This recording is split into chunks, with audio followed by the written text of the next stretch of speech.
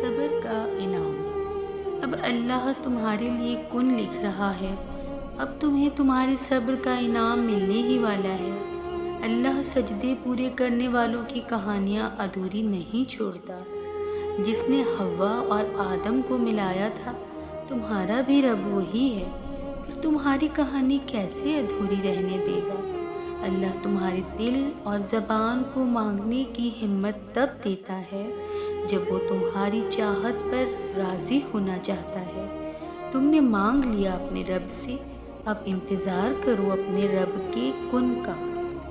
یقین مانو تمہارے حق میں تمہاری دعائیں قبول ہو چکی ہیں، بس صحیح وقت کا انتظار کرو اور پھر دیکھو کیسے معجزے ہوتے ہیں اور تمہیں تمہاری چاہتوں سے کیسے نوازا جاتا ہے۔ ہر وہ چیز جس کے لیے تم نے صبر کیا وہ تمہاری ہی نصیب میں آئے گی۔ جتنا صبر ہوگا اتنا ہی تمہاری دعا میں اثر ہوگا۔